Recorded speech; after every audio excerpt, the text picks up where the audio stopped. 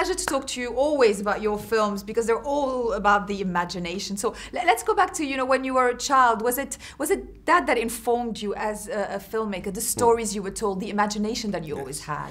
Yeah, I think that you really are formed by what impresses you, what makes an impression on you when you're younger. I mean, movies, even though I like new movies and things, it's just those old ones. That's part of what inspires you. You know, when artists say they're inspired by things in their life or early life or whatever, I get that. You know, it's something that never quite leaves you. That's why certain themes and certain ideas I explore, because that's who I am. Did you always like unusual bedtime stories? Well, I mean, I like monster movies, which sort of were the form of bedtime stories to me. You know what I mean? But that's what, like, certain of those films did. They acted. They were like weird bedtime stories. Because your imagination is so vivid, is it a double-edged sword for you when you're adapting a book because you have your own imagination, but you're adapting someone else's? I think doing a novel or a book that people like is always a real challenge. And this one was a particular one because one of the things I liked about it was the photographs and the way that Ranson Riggs constructed this story around these photographs. Because obviously you're making a movie, so something that's still and gives you this sort of weird perception, this haunted kind of quality that you think of when you look at a photograph, is different when you're doing a moving image. So that's always a challenge. But you know, very lucky with Jane, the screenwriter, and Ranson Riggs, who, you know, because we changed. In novels, you have to condense things, you have to make choices. Yeah, and so make things different. And but he was very good about it and very collaborative about it. You know, in terms of like we switched Olive and Emma's sort of peculiarities.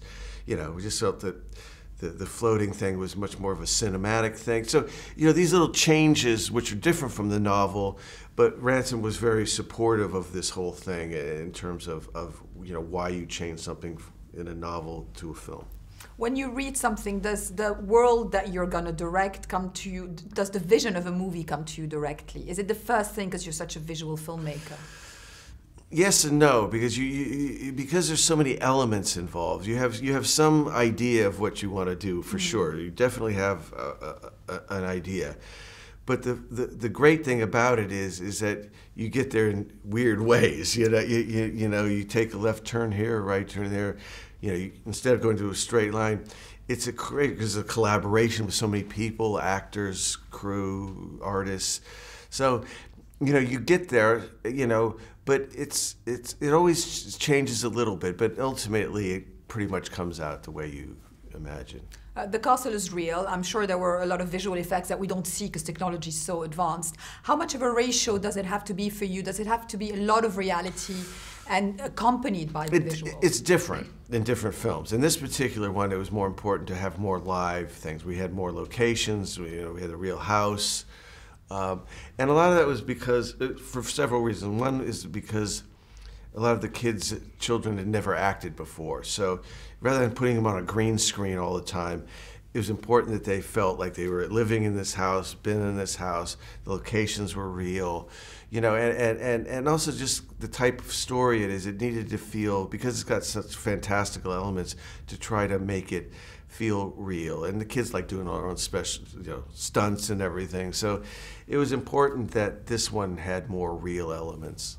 The movie discusses, you know, how to embrace your peculiarities in life. I think it's a great message because everybody is peculiar in their own way. Don't you agree? Yes, yeah, and I think that's the thing that interests me about this is, like, each kid has a peculiarity, but at the heart of it, they're just real children. You know, they don't act weird, they don't act strange. They're just kids, and that to me was an interesting sort of dynamic that I liked about it.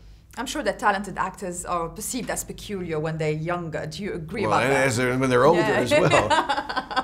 I mean, you know, I'm sure Eva felt peculiar as a child. I'm sure she feels peculiar now, and that's the interesting thing. I think most of the actors that I know and love all have that sort of feeling. Yeah, the creative genius, basically. Yeah, they all feel sort of slightly off and different. How much is your imagination always working? I always say that if I could plug a machine into one's brain, it would be yours, because it would be filled with wonderful things. You ever see those flatlining machines in hospitals? That's what's going on right now. Because sometimes it goes away? Yeah, like earlier today it was like, now it's, we need a doctor, I need to... Yeah. Yes, it's a bit of an adrenaline rush too. Well, in my case, when I feel a little bit flat in my imagination, because I'm not a creative person myself, it's always great to watch a fantastic film. So what fuses your creative juices? Well, I just like to, at least in a world where there's so much chaos and static, it's nice to just take a deep breath and actually not clear your mind with not thinking about anything, just sort of have a little cleansing moment where you're just looking. That's why I love people who it's like Ransom Riggs, the authors like this. It's like, ooh, that's an interesting looking bottle, and it's like no one else would see it as an interesting looking bottle, but the people, so it's good to look at things sometimes and just take a moment away and just look at something that you see all the time and look at it in a different way. Do you find actors inspiring? Because I know that you inspire them with your imagination and make them more imaginative themselves. No, I get inspired. That's why I like to work with people, in this all particular the time, case. yeah. Well, no, but like Eva, I love working with her, and I always wanted to work with Sam Jackson, and that was a joy. And Judi Dench and Terrence Stamp and all these people. The great thing about them is they really inspire you. You see them and you see their creativity and you see everything going on, and it's beautiful. I consider your creative stamp as a filmmaker, and it's not for everybody in terms of directors. Who has stamped you in terms of director when you were watching movies and thought, they had such a creative vision that you were inspired by? Well, there's so many. I mean, when I was younger, it was like, James Whale, who did all the some of the Universal, or Mario Bava, who did a lot of movies that made an imprint on me. You know what I mean? The Ishiro Honda, the Japanese director. But there's lots of directors. I love any director that you can see their stamp, like Quentin, his, yes, Quentin, exactly. Or Terry Gilliam, or David Cronenberg. You just know people. You see a sense of a person inside of it. You don't need to see their name on the credits to recognize their film. Yeah, to some degree, yes. Yeah, that's quite interesting. Yeah. Do you see film as a great escapism? I certainly do. Well, yeah, that's what it was for me.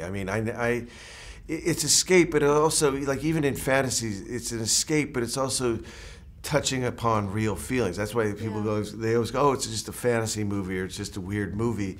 Usually these kind of things have some kind of resonance of something that's an emotional reality to it. And so, but yeah, that's what movies were for me when I was younger, definitely.